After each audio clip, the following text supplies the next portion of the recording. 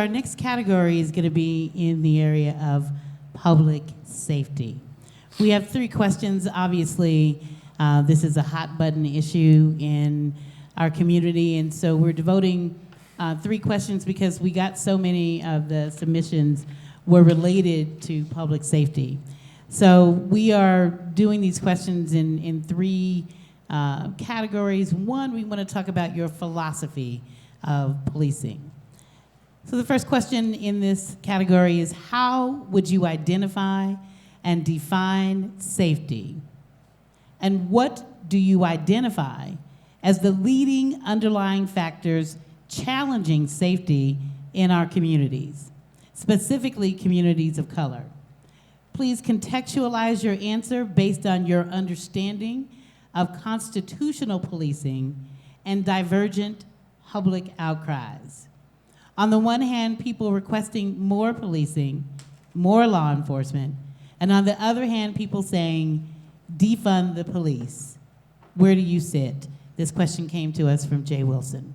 And we'll start this round with candidate Gonzalez. Ma'am, that was a very long question. So I can actually get, I can tell you. I didn't know it was going to be 4 parts. Well, you know, there's a lot to unpack, and basically we're asking you, what is your philosophy of policing? Can you contextualize it in the context of your understanding of constitutional policing? Sure. And how do you juxtapose your philosophy based on divergent public views of the citizenry? So my philosophy on the constitutional policing is that this government is the government of the people. And what's happened over the span of my lifetime here in Albuquerque is that there's an over-politicizing of policing to a fault. And we need to get to the point where we start making policies that are beneficial to the safety of the people, therefore removing the politics from public safety.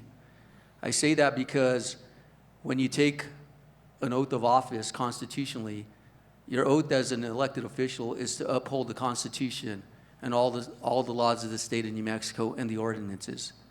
To do anything less would be subverting your constitutional duties to the people, specifically to marginalized areas like the one we're sitting in. Because 4 years ago, I received a call from the people in this area to meet with them because they felt marginalized and that this area wasn't being governed. And as the sheriff of this county, being the chief law enforcement official, I came in and I listened to including the principal at this school to figure out how to better serve the students to get to school safer and figure out strategically how they could avoid some of the hyper-aggressive people that are living in the streets and get them to get to the point where they could have an education. My philosophy is that we're here to serve the people. My philosophy is that I am a servant to the people.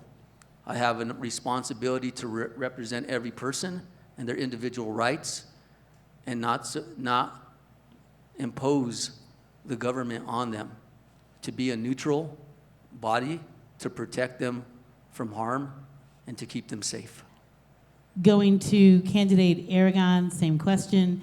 Contextualizing your understanding of constitutional You don't policing. have to read me back the question. Okay. Thank you, just in the essence of time. Is Jay Wilson here?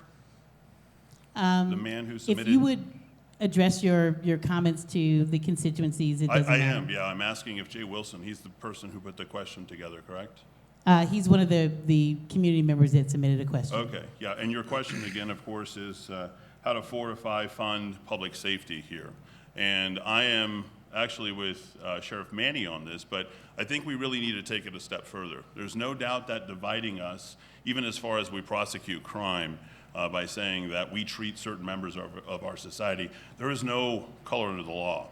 If you break a law, you're punished under that law. We don't have that right now. There's preferential treatment to certain categories that are out there. And what's happened is Mayor Keller has enabled a high level of lawlessness here in our community. And to that end, we need to go ahead and refund the police. In fact, there's an additional $50 million. We shouldn't defund the police.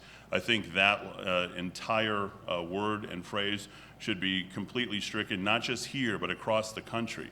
You see crime that is running absolutely rampant in blue states. You've seen it happen in Portland. We have the second highest year-over-year murder rates. Let's not forget that there was 11 homeless people who were also murdered, of stories that we don't know. I don't think that crime here in this city disproportionately affects people of color, okay? I don't think it's one particular group. What I will tell you is that there's a certain group of people that are out on the street, and there are homeless people, and they are a vulnerable population. I think it's important to know the three classifications: economic insecurity. You also want to talk about, I think, drug addiction. And then the third of those is a group that preys upon that, and they are willingly homeless that are out there, but there's also mental issues as well. Many of those crimes that are happening out on the streets are happening amongst our homeless population, and there's a vulnerable group of people, that group that's being preyed upon about people who are committing these crimes and committing these murders. 11 murders in hotels right now. So we need to refund the police. We need to do more constitutional policing. We need to make sure that we take the $35 million in the CARES Act and reallocate it more towards the police. That came directly from the federal government. Our police officers need it. Thank you. Thank you. Candidate Keller. Thank you. Well, there's a lot to unpack in this one, and I'll try and just honor the question by actually addressing each part of it. Firstly, let me state that, constitutional policing, there are actual definitions of this, but I think in summary, it's about making sure that everyone is given their constitutional rights, but the reason why it's an issue is because of both profiling and implicit bias, which absolutely happens, and we have to be cognizant of and acknowledge. And it also happens with respect to use of force. This is one of the reasons why the DOJ is in a lot of communities, is exactly because constitutional policing is an issue on both sides, right? And so that's what we have to continue to adhere to going forward. Now, I want to acknowledge that to say that constitutional policing is something different, I think is really a statement coming from naivete. That's just not what it is. Like, we're in a consent decree, and you got to know the definition of constitutional policing if you want to be mayor. Also, to say that politics is the #1 problem in crime is a complete disservice to both victims and to law enforcement officials. Look, we all know what the #1 issue is, and it's addiction and drugs, and closely followed by poverty. And so, even if you agree that politics is a problem, to say that it's the #1 thing, I think is just absolutely over the top and completely ignoring the realities of our community. Now, I also want to mention funding. Look, we've adequately funded APD. Frankly, they were short funding when I came in. We've had an officer shortage for some time, but let's remember what that funding means. It means diversion programs. It means violence intervention programs. It also means domestic violence programs. It means homicide detectives. So I actually believe that APD right now is adequately funded. In fact, the issue is hiring in all those areas. But we also have to do things like get social workers and fund all the other kinds of support programs to deal with behavioral health and addiction. And lastly, let me just say safety. What is safety? Safety is what each person thinks it is. For a woman at night, it's something different. For a person of color, when they're pulled over, it's something different than a white person. And you've got to know the difference between that if you want to be mayor of Albuquerque.